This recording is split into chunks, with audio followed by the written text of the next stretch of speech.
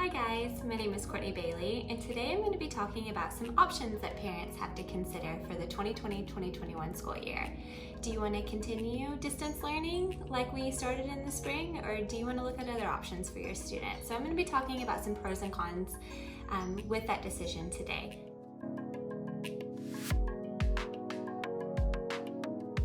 So a little bit about me and my background. I was a former general ed classroom teacher. I've taught for 4 years. Military spouse, so I've been able to move around from multiple different states, both private and public. So I have a little bit of exposure in general ed, but now I have transitioned from classroom teacher to school psychologist. So I have exposure in both general education classroom and now special education. So I have some family and friends who have been calling and texting and emailing me and asking me my thoughts on the 2020-2021 school year and what I think they should do for their students. So I just wanted to talk about the options that you have to consider and some pros and cons behind those. So first is to continue online learning, to continue distance learning like we started in the spring. There are some pros behind this, but there's also some cons. Maybe you had a great experience. Maybe your district did a fantastic job on educating their students in the spring because of COVID. Maybe they did not, so you want to look at other options. But there's definitely some pros behind this. It is district funded. It is state regulated. Teachers are regulating the instruction that is going on with their students. So that's something to think about. It is the most normal that 2020-2021 can be for your student. So yes, we're not going to be in the classroom. Yes, things are going to look a little bit differently in the fall. But they're still connected with their classroom, they're still connected with their peers, they're still connected to their school. So that is definitely a big, huge pro. And if school does resume in the winter or at some point in 2020, 2021, and we hope that it does, that the students will be able to pick right back up where they dropped off in the spring, and they will be paced with their classroom, and the class will be able to come back together. So that is some pros with distance learning. Some cons, it is uncharted territory. I was educated in elementary education. I was not taught one single day on how to teach curriculum online in my K-12 education. Teachers are having to learn as they go. Teachers are doing a fantastic job. Districts are doing a fantastic job, but they don't know what they're doing. Curriculum is not geared to be online. A lot of the teachers have their class set to be whole group and small groups, and students will learn with hands-on activities, and that's hard to manage if you're not prepared to do that online. So yes, they're learning, yes, there's resources, yes, they're educating themselves, but it's still uncharted territory. So it's something to consider. Do you want to kind of learn as you go with your student? Do you want to be involved in the district in this area of growth of online learning, or do you want a bit different option for your child?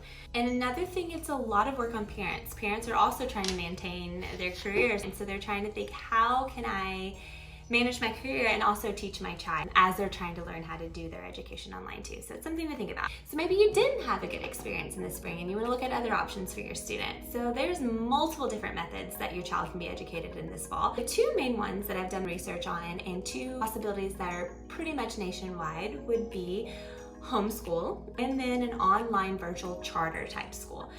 So the first one I'm going to talk about is homeschool. Homeschool is what we know. Parents educate their child from home. It is not regulated by laws, not regulated by the district, so parents are able to teach their child what they want their child to learn.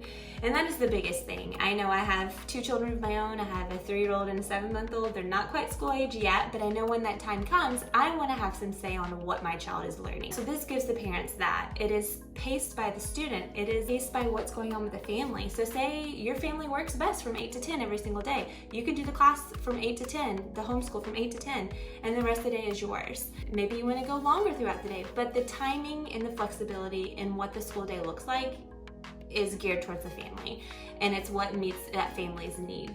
So it's definitely a huge pro.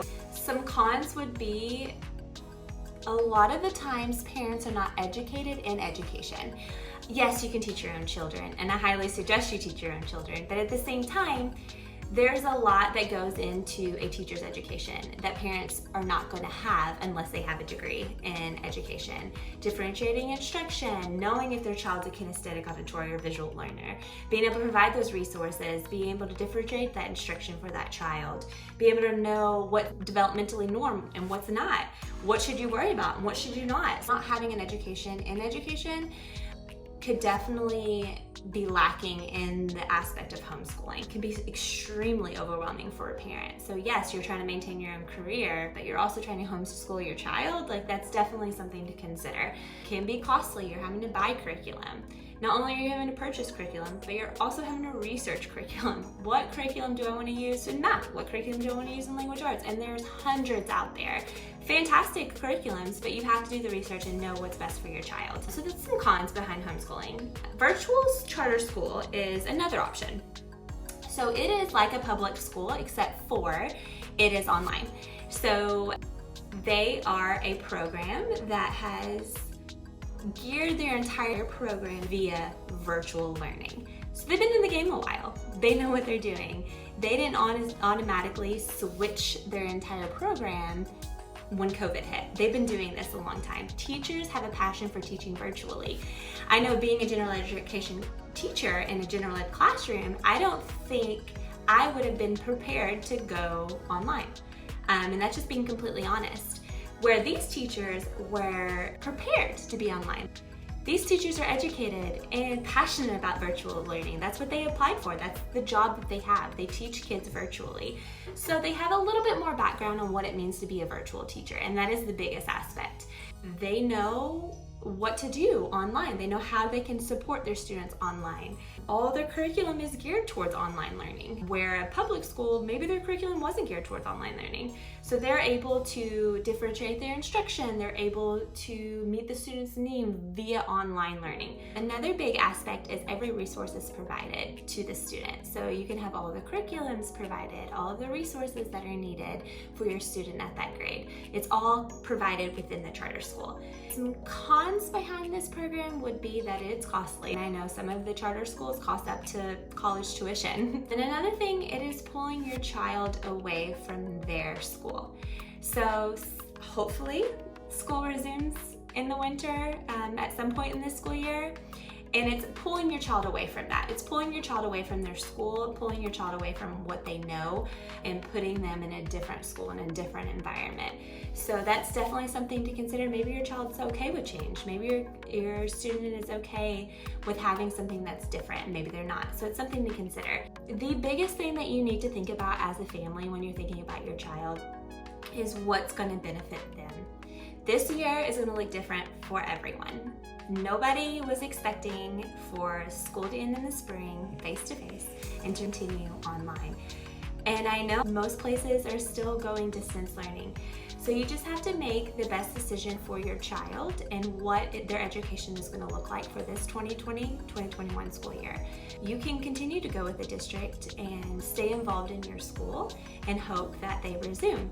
Or you can be more predictable on what your school year is going to look like. This year, my kid is going to be homeschooled. And then hopefully 2021, 2022, we can go back to school.